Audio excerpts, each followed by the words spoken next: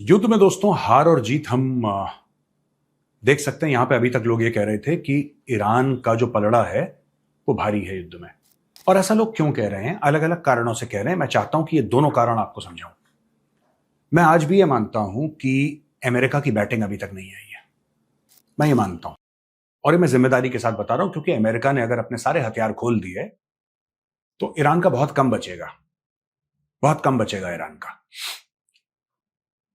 आज की तारीख में ईरान की जो सबसे बड़ी जीत है वो ये नहीं है कि ईरान ने हवाई जहाज मार गिराए। आप कभी भी देखना, जब यूएस और इजरायलियों ने हमला करा था 28 फरवरी, आपको याद होगा 28 फरवरी को पहला हमला हुआ था, उन्होंने पूरी लीडरशिप इनकी साफ कर दी। ठीक है, पूरी लीडरशिप इनकी साफ कर दी ईरानियों की। ईरानी तब से मिसाइल मार रहे हैं, ड्रोन मार रहे हैं, यहां पे हमला वहां पे हमला, और लोग कह रहे हैं कि साहब ये तो देखो मिसाइल मार रहे हैं। इससे अचीव क्या किया? मतलब जो दुश्मन था, इसमें दुश्मन ईरानी किसको मान रहे हैं? इसमें दुश्मन तो मान रहे हैं इजरायलीज को, अमेरिकन्स को। अमेरिकन्स का आपने क्या बिगाड़ा? हाँ, आपने कुछ उनके जहाज मार गिराए, फिर वो बना लेंगे दोबारा, उनके पास पैसे हैं। हाँ, लॉस ऑफ प्रेस्टीज है, इसमें कोई डाउट नहीं कि लॉस ऑफ प्रेस्टीज जरूर अमेरिका को हो गया। लेकिन आपने ऐसा नुकसान क्या पहुंचाया अमेरिका को जिससे कि अमेरिका कांप रहा है और परेशान हो रहा है? सबसे बड़ा जो नुकसान पहुंचाया है वो straight of Hormuz. That is the biggest thing, that is the biggest thing that the Iranians have done. They have shut down the straight of Hormuz. और स्ट्रेट ऑफ हॉर्मूज को बंद करने के लिए आसपास की जो अरब मुस्लिम कंट्री थी उनके ऊपर हमला करने की जरूरत थी नहीं। स्ट्रेट ऑफ हॉर्मूज तो आप वैसे भी ब्लॉक कर देते, लेकिन ये किया उन लोगों ने। जो भी कारण रहा होगा, इन लोगों ने किया। बोला कि साहब इकोनॉमी पे हम चोट पहुंचाएंगे, ऐसा करेंगे वैसा करेंगे, ये सारी की सारी चीजें उन्होंने बोली। अब यहां पे एक बहुत बड़ी हार का सामना करना पड़ा है ईरान को। और ईरान की जो हार है वो ये है कि यूएस का जो पायलट वहां पे रह गया था, 2 पायलट थे, उसमें से एक को तो उठा के ले गए थे अमेरिकन।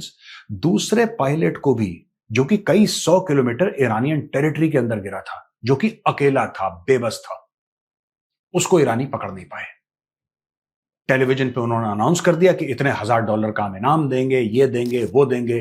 कोई स्पोर्ट्स पर्सन है वो कह रहा है कि मैं अपने तुम्हें मेडल दे दूंगा, कोई ये कह रहा है कि मैं इतने पैसे दे दूंगा। सब लोग लगे हुए पायलट को पकड़ने में। और पायलट है कहां? ईरान के अंदर। ईरान के अंदर तो ईरान का कंट्रोल है पूरा, इसमें किसी को डाउट नहीं है, कोई शक नहीं है कि भाई ईरानी फौज का कंट्रोल है ईरान के अंदर। वो तब एक पायलट को नहीं पकड़ के ले जा सके।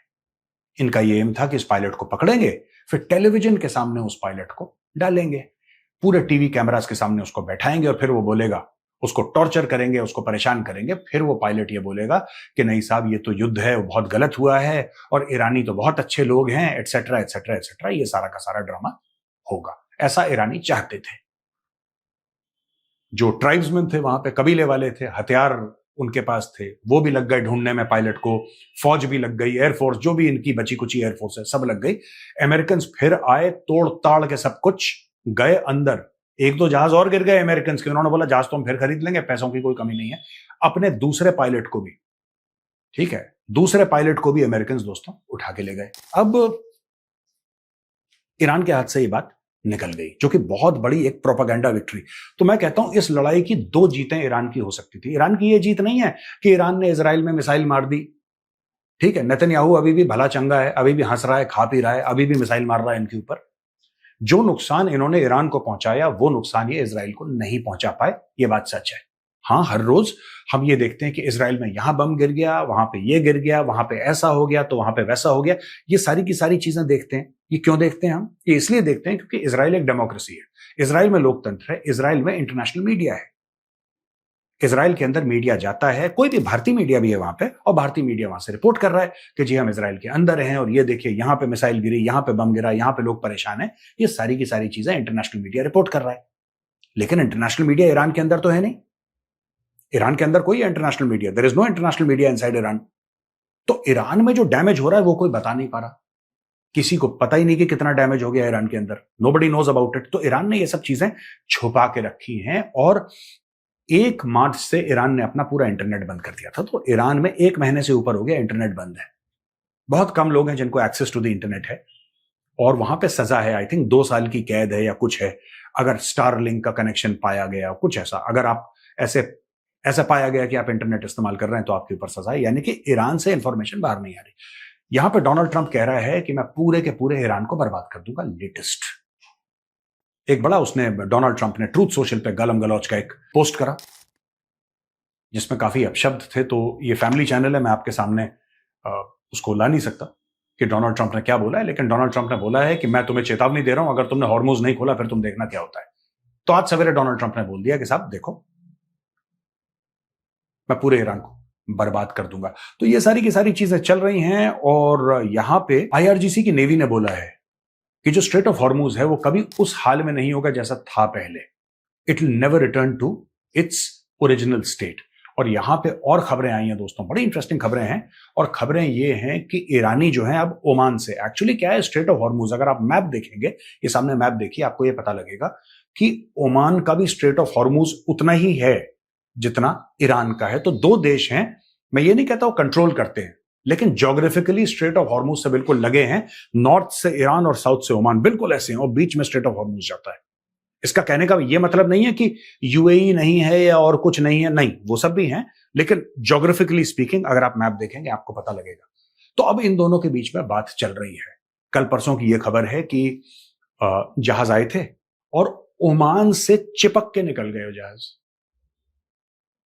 यानी कि जो ईरानियों ने बोला था कि तुम स्ट्रेट ऑफ हॉर्मूज से जाओगे तो हम तुम्हें रोकेंगे, लिहाजा तुम्हें यहां पे जाना पड़ेगा, ऊपर से जाना पड़ेगा, ईरानियन वाटर से जाना पड़ेगा, वहां पे तुम टैक्स दोगे, तुम चुंगी नाका टोल दोगे $2 मिलियन का, जो भी स्टोरी होगी, या तुम दोस्त या मित्र देश हो तो हम तुम्हें अलाउ करेंगे। ये सारी की सारी चीजें एक तरफ। अब शिप्स ने क्या करना शुरू कर दिया है, they have started literally hugging the coast line और धीरे धीरे धीरे ऐसे जाते हैं और ओमान से वो करकुरा के अलग हो लेते हैं।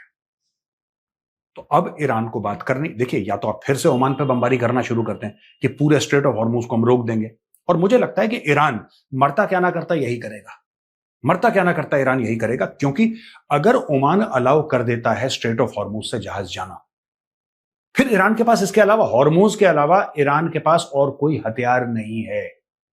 They don't have any weapons. आज की तारीख में ईरान रोक रहा है ना जहाजों को, लेकिन ईरान अपना माल तो सप्लाई कर रहा है पूरी दुनिया को।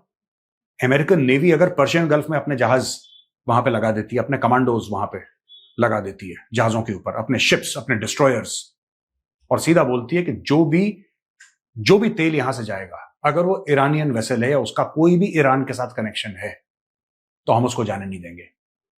जैसे ईरान कर रहा है वैसे अगर अमेरिका करना शुरू कर दे, ईरान कलैप्स कर जाएगा दोस्तों। तो ये ईरानियों को पता है। तो अब ये बात कर रहे हैं ओमान से कि यार कोई ऐसा रास्ता निकालें जहां से कुछ कुछ जहाज चले जाएं। और वहां पे डोनाल्ड ट्रंप सीधी धमकी दे रहा है कि मैं पूरे ईरान को बर्बाद कर दूंगा। ये डोनाल्ड ट्रंप की सीधी सीधी धमकी है, मैं पूरे ईरान को खत्म कर दूंगा।